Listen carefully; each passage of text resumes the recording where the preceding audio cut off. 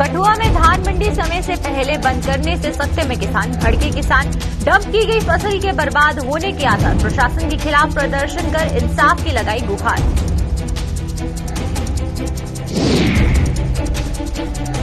Badami Bagh containment board से अब मिल रहे वारंट और प्रॉपर्टी टैक्स के फरमान पर भड़की नेशनल कॉन्फ्रेंस, उपराज्यपाल से की आदेश रद्द करवाने की मांग।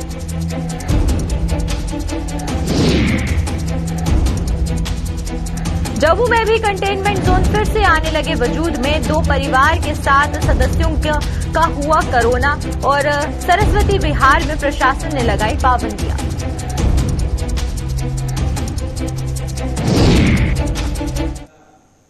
नमस्कार, जम्मू कश्मीर की खास खबरें देख रहे हैं आप सब और मैं हूं आपके साथ पल्लवी जम्वाल। तो चलिए शुरुआत करते हैं आज के जम्मू कश्मीर की खास खबरों की। कठुआ में धान मंडी समय से पहले बंद कर दिए जाने से किसानों के लिए आगे कुआं पीछे खाई जैसे हालात पैदा हो गए हैं। इन किसानों ने शिष्टमंडल ने आज कठुआ प्रशासन के खिलाफ प्रदर्शन किया और अधिकारियों से मिलकर इंसाफ की गुहार लगाई है। किसानों के मुताबिक इस बार धान की मंडी 1 महीना पहले ही बंद कर दी गई है, जिससे मंडी में डंप की गई उनकी फसल बर्बाद होने की कगार पर पहुंच गई है। उन्होंने आरोप लगाया है कि इस बार ऐसा क्यों किया गया, संबंधित अधिकारी उन्हें बताएं और बात बता पाने में असमर्थ साबित हो रहे हैं। और इस बार इन्होंने 30 नवंबर को रात को मंडी क्लोज कर दी है और पिछले साल 31 दिसंबर को मंडी बंद की थी और उससे पिछले साल भी 31 दिसंबर को बंद की थी और बिना नोटिस दिए जिम्मेदार का माल मंडी पे पड़ा हुआ है और उसको कोई उठा नहीं रहा है। और इसका हम क्या कर सकते हैं। बंटू जी सरपंच है, वो बोलते हैं मैं उठाऊंगा तो मेरा माल मंडी में सरकार अगर नहीं लेगी तो मैं आपको पैसे कहां से दूंगा, इसलिए मेरा माल मंडी में पड़ा हुआ है और उसकी कोई रिस्पॉन्सिबिलिटी नहीं ले रहा। और वहाँ पे 15 से 30 किसान लोगों का माल पड़ा हुआ है और जो मेरे साथ सभी आए हैं इन सभी का माल वहाँ पे पड़ा हुआ है।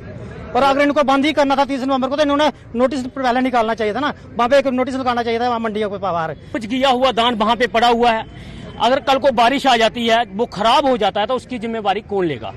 मैं सीधे तौर पे फिर से डीसी साहब से रिक्वेस्ट भी करूंगा और उनको कहूंगा कि किसानों के साथ अत्याचार मत करिए और इस चीज को मंडी को फिर से रीओपन करिए।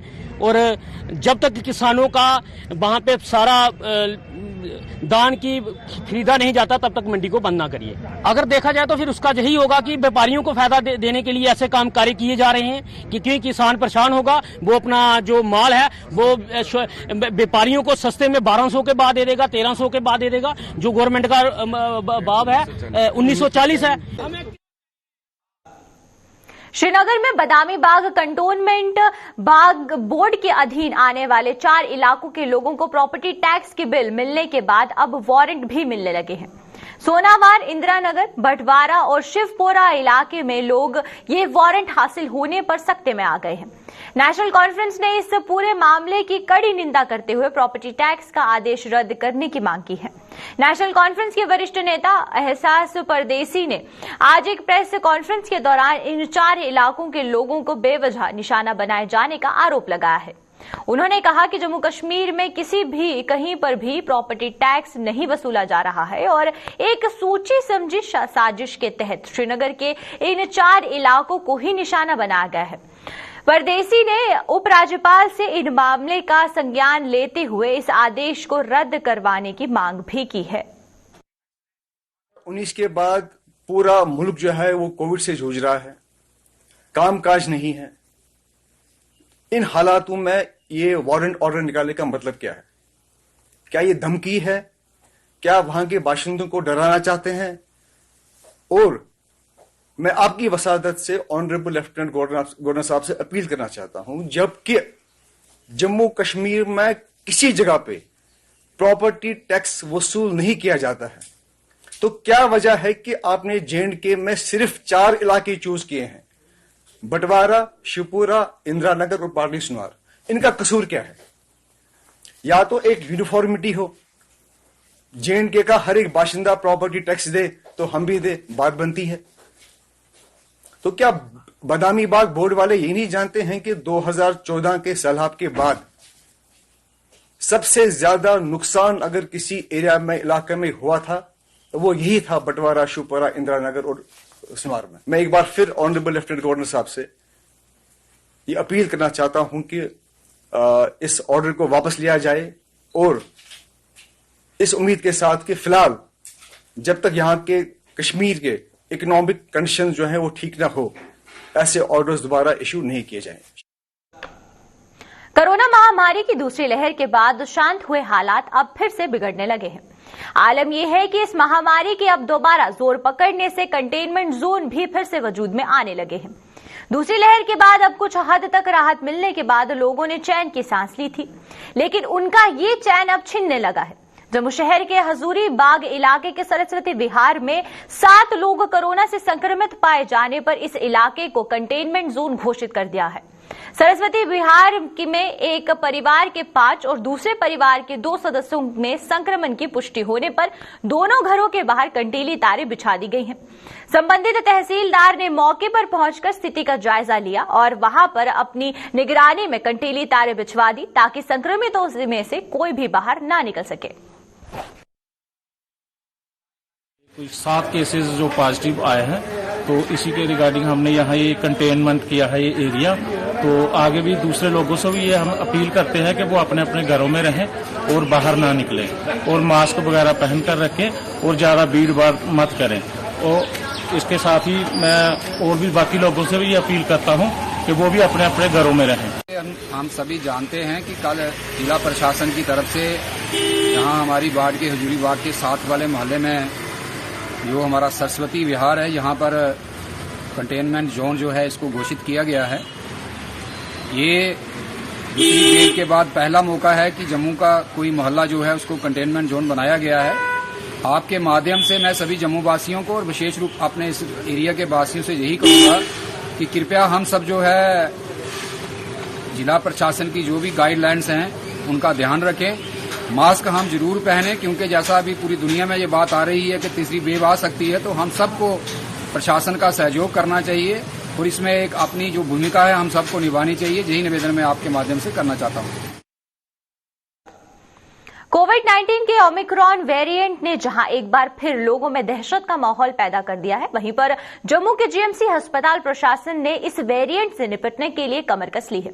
जीएमसी की प्रिंसिपल डॉक्टर शशि सुदन शर्मा ने जहां पर इन तैयारियों को लेकर चर्चा की, वहीं पर कोविड टेस्टिंग का भी ब्यौरा दिया।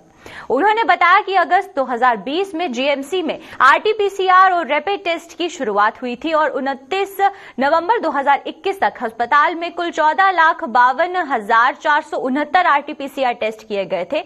इसके अलावा 80,18,634 रैपिड टेस्ट हुए थे, जिनमें से 12,50,016 लोग कोरोना संक्रमित पाए गए थे। डॉक्टर शशि सुदन शर्मा ने बताया है कि कोरोना की दूसरी लहर में 2,186 लोगों ने कोरोना संक्रमण के चलते अपनी जान गंवाई। 2020 से टेस्टिंग शुरू हुई थी। पहले आरटीपीसीआर टेस्ट ही सिर्फ स्टार्ट हुआ था। अगस्त 2020 में रैपिड एंटीजन टेस्ट, जिसको रैट बोलते हैं, वो आया। तो टोटल आज तक 12,50,016 पॉजिटिव आ चुके हैं रैट और आरटीपीसीआर से। 12,50,016 इतने टेस्ट पॉजिटिव हो चुके हैं और टोटल टेस्ट हुए हैं हमारे। आरटीपीसीआर की अगर बात करें तो 14,52,469, ये 29 नवंबर तक का डेटा है। 14,52,469 आरटीपीसीआर टेस्ट और 80,18,634 रैट टेस्ट।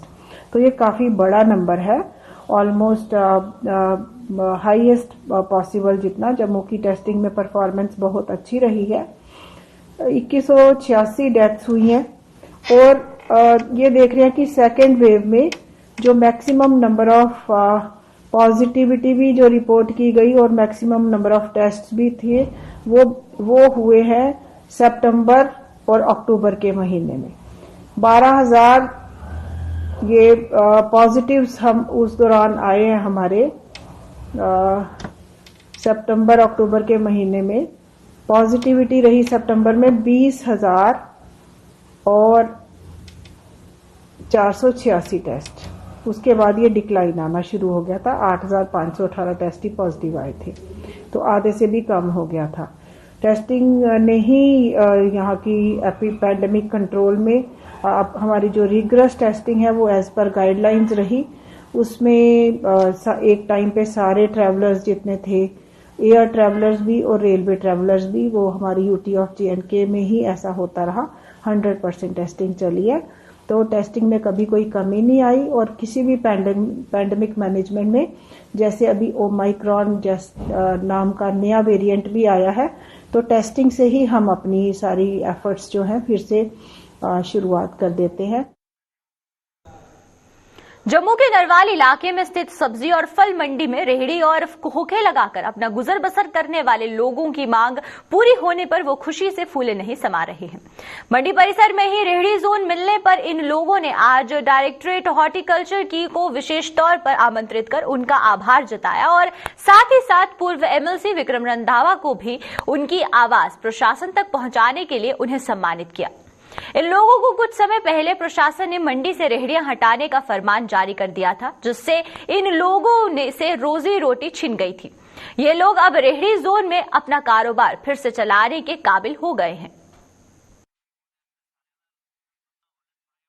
मीडिया के माध्यम से शुक्रिया अदा करना चाहता हूं डायरेक्टर हॉर्टिकल्चर का, महाजन साहब का, और उसमें हमारे जो युवा लीडर रंधावा साहब भी थे। बाकी जो हम सबकी जीत, जो हमारे साथ है, नौजवान साथी है, रेडी वाले, फड़ी वाले, इनकी वजह से जो हमारी जीत हुई है। और मैं सबसे पहले मैं आपका बहुत बहुत धन्यवाद करना चाहता हूं, क्योंकि आपने हमारी आवाज सरकार तक पहुंचाई और सरकार की आंखें खुली और जहां लोगों को हक मिला है, उन्होंने जो अश्योर किया कि हाँ हम शेड बना के देंगे।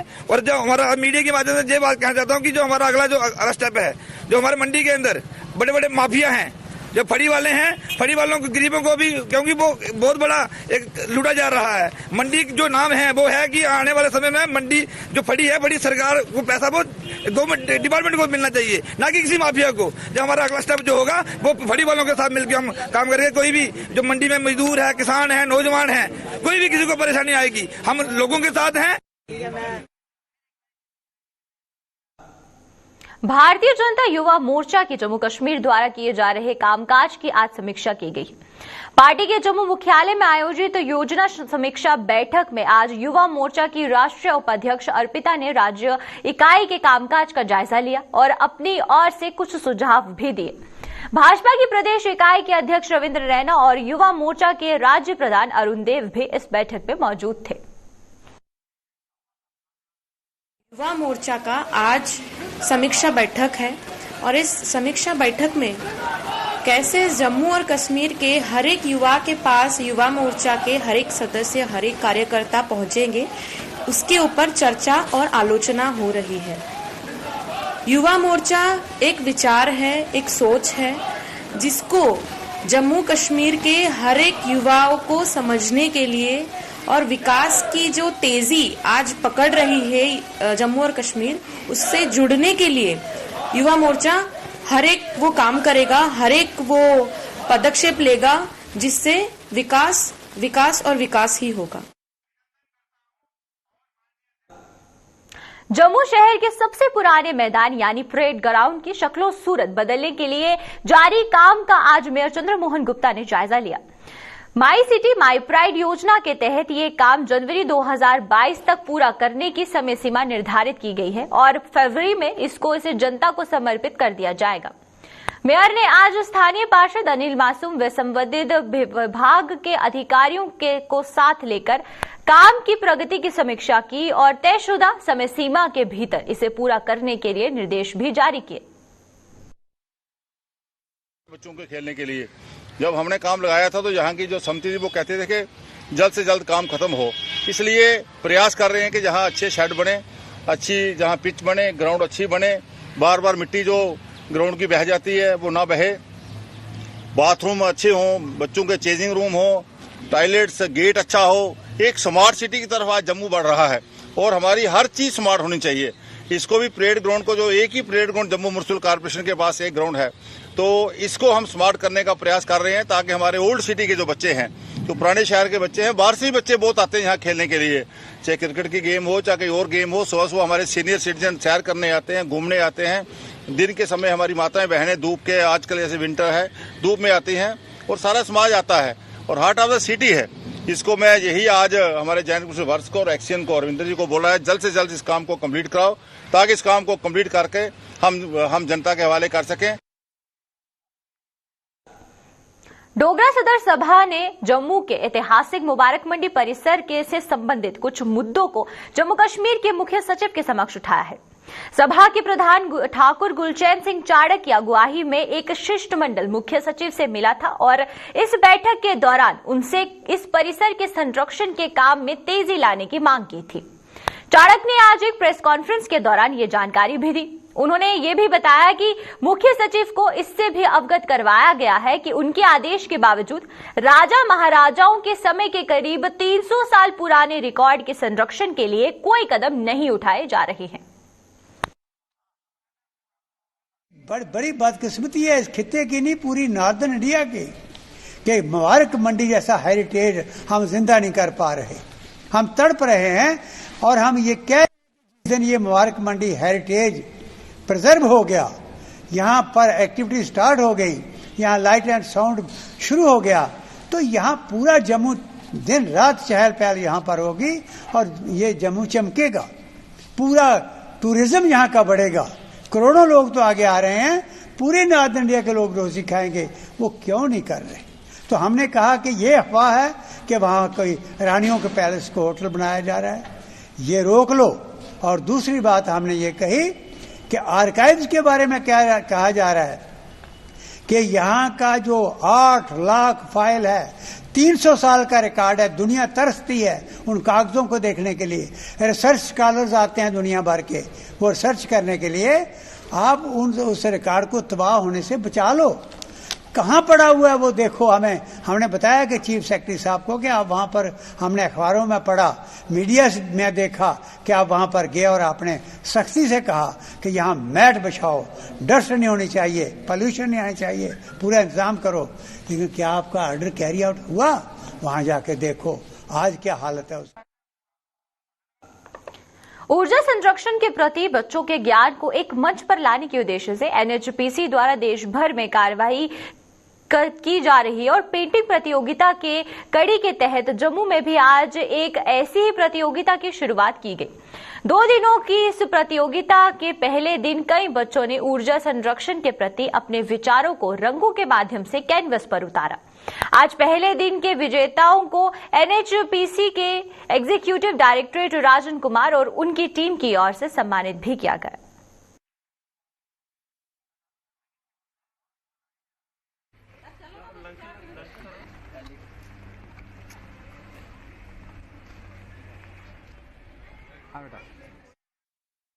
ये हमारा ऑल इंडिया लेवल पे मिनिस्ट्री ऑफ पावर के अंतर्गत बीई ने एनर्जी कंजर्वेशन में 1 दिसंबर से लेकर 10 दिसंबर के बीच में ऑल इंडिया लेवल पे पेंटिंग कंपटीशन शुरू किया है, जिसमें एनएचपीसी जे&के स्टेट के लिए नोडल एजेंसी है। हम लोग परसों दुलहस्ती में पेंटिंग कंपटीशन करवाया। आज इधर जम्मू में चल रहा है, उधमपुर में चल रहा है और अभी हमारा उड़ी 1 और कृष्णगंगा और श्रीनगर में भी होना है।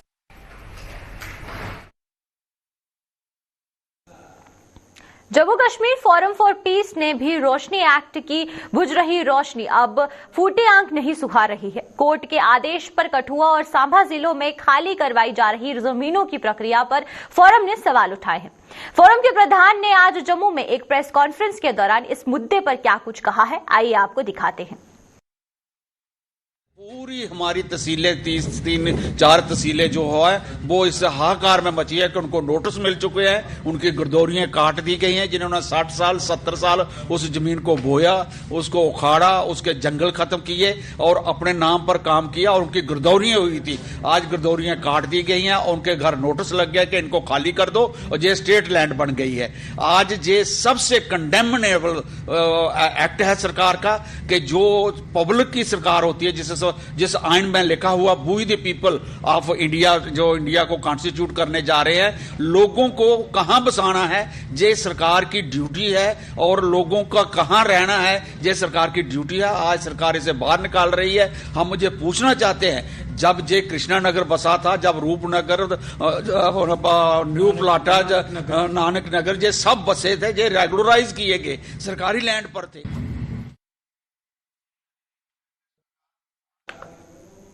केंद्र सरकार ने देश के साथ साथ जम्मू कश्मीर में बिजली की बुनियादी ढांचे को चुस्त दुरुस्त करने के लिए कई योजनाएं शुरू की हैं।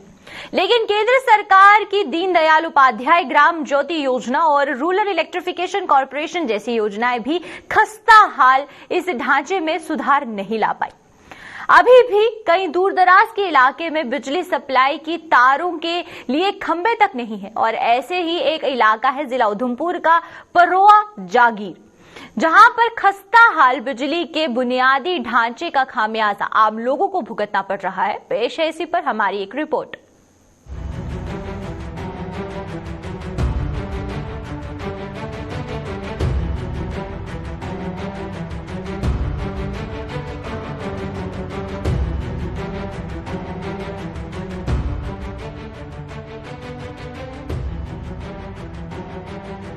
खंभों के बजाय पेड़ से बांधी गए बिजली सप्लाई की ये तारें जम्मू कश्मीर के बिजली विभाग की कार्यप्रणाली की कहानी बयां कर रही हैं।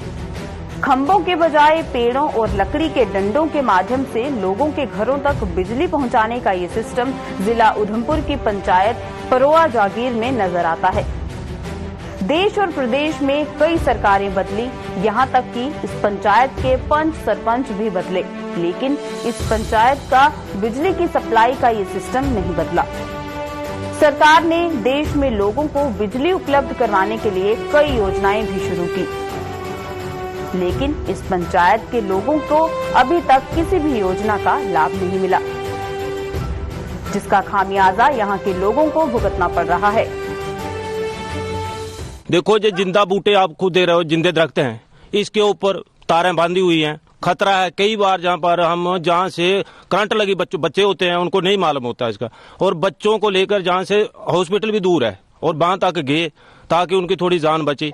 और जहाँ पर जो पशु जानवर हैं उनको भी ये तारें टच कर लेती हैं। कोई कंडा तार लगी हुई है, कोई ये तार है बाइंडिंग वाली तार लगी हुई है कि उस तार पर बिजली चल रही है। वो उसके लिए ना ही हमें कोई पोल है ना कुछ। मेरी 25-26 साल उम्र हो गई, तब से मैं यही चीज देख रहा हूँ। ना इधर मतलब जो तारे हैं, अगर इंसान उनके नीचे से चला जाए तो उसके मतलब जिस्म से टच हो जाती हैं। और इसके चलते ही बीच में ऐसे हादसे हो गए कि हमारे जो जानवर पशु हैं वो भी मतलब ज्यादा कम नहीं बोलता, लेकिन 10-15 पशु जो मतलब मर चुके हैं इसकी वजह से। और 2-3 हादसे ऐसे भी हो गए, छोटे छोटे बच्चे भी उन तारों से टच हो जाती हैं। इतनी नीचे तारे हैं वो, छोटे छोटे बच्चे भी उनसे टच हो जाते हैं। बच्चों को भी बड़ी मुश्किल से, इधर हॉस्पिटल भी बड़ी दूर है, बड़ी मुश्किल से वहां पे पहुंचाना पड़ता है। ये कोई पेड़ पे है, कोई बांस के पोल पे है, लकड़ी के पोल पे है, ऐसे ही चल रहा है। इस पंचायत के लोगों को सरकार ने 1978 में बिजली की सुविधा उपलब्ध करवाई थी, लेकिन तब से लेकर अब तक बिजली विभाग ने बिजली के बुनियादी ढांचे में कोई सुधार नहीं किया। हालांकि विभाग हर महीने इन लोगों से भारी भरकम बिजली के बिल जरूर वसूल करता है, लेकिन बुनियादी ढांचे में कोई सुधार नहीं करता। और आज तक वही पोजीशन है, तारें टूट रही हैं, लोग मजबूर हैं और बिजली का बिल भी हर घर दे रहा है। जहाँ को डिपार्टमेंट हमें बताए कि हमारी तरफ से कोई किसी का बिल नहीं जा रहा है, वो भी पूरा जा रहा है और लोग मजबूर हैं कि करें तो करें क्या। स्थानीय लोगों का आरोप है कि बेहतर बिजली और बुनियादी ढांचा उपलब्ध करवाने के लिए बार बार विभाग के अधिकारियों द्वारा आश्वासन तो जरूर दिए जाते हैं, लेकिन आज तक किसी ने भी बिजली बुनियादी ढांचे के सुधार के लिए कोई कदम नहीं उठाया। जेई साहब जहाँ पर त्रिपाठी जी आए थे, उन्होंने एस्टीमेट बनाया भी और हमें आश्वासन दिया था कि आप हमें ऐसा उन्होंने आश्वासन दिया कि आप बाबा क्या हो गया जी, आपकी कैसे बिजली चल रही है, और उसके बाद कोई नहीं आया। डिपार्टमेंट से सर आते तो हैं डिपार्टमेंट वाले, एक बार आए थे, उन्होंने बोला कि एस्टीमेट बनाएंगे, ये है वो भी मतलब यही है कि झूठे वादे करके चले जाते हैं सर। और जैसे आप देख लो कि मोदी जी की इतनी सारी स्कीमें थी, उन्होंने बोला हर घर लाइट होगी, हर घर मतलब अच्छे से रहेगा, तो स्कीमें तो सब कुछ है, लेकिन हमारे लोगों को मिल ही नहीं पा रही हैं। लगभग 2012 में बिजली विभाग ने हमें पहला आश्वासन दिया था कि आपके इलाके में कंप्लीट तारें लगाई जाएंगी, मगर आश्वासन ही रहा। आज भी हम यही देख रहे हैं, कहीं फॉरेस्ट वाली तार, कंटे वाली तार लगी है, कहीं कोई ऐसे क्या कहते हैं सिंगल तारें करके लगाई हुई हैं। आश्वासन से आश्वासन मिलता रहा है। 2-4 बार मेरे पिताश्री तो जहाँ के सरपंच भी रहे हैं, उनके समय में 7 ट्रांसफार्मर तो लगे, मगर कई तारों का समस्या हमारी हल नहीं हुई। लगभग कोई 79 पोल और मिले और 9 किलोमीटर के करीब अगर तार मिले तो ये हमारा समस्या हल हो सकती है। इन लोगों का आरोप है कि सरकार ने उन्हें बिजली तो उपलब्ध करवाई है, पर केवल नाम की। इस बिजली की इतनी कम वोल्टेज है कि इससे चिराग की रोशनी भी ज्यादा होती है। लेकिन कुछ घर ऐसे हैं कि उनके घर पे सिंगल फेस तारें लगी हुई हैं, जिनकी वजह से लाइट तो आती है शाम को, लेकिन जो कोई पुरानी बेचारी बुढ़ी दादी है वो बोलती है, देखना बच्चे लाइट ये जल रही है कि बंद हो गई है। उनको तो उसका पता भी नहीं चलता कि लाइट है घर पे या नहीं है। जहां केंद्र सरकार एक और अपनी योजना के माध्यम से देश भर में करोड़ों बिजली के खंभे और घर घर तक बिजली पहुंचाने के दावे कर रही है, वहीं जिला उधमपुर की पंचायत परोआ जागीर के लोग सरकार के इन दावों की पोल खोल रहे हैं। उधमपुर से किशोर शर्मा के साथ अश्विनी चंदेल की रिपोर्ट। तो अब तक के जम्मू कश्मीर की खास खबरों में फिलहाल इतना ही। मुझे दीजिए इजाजत। नमस्कार।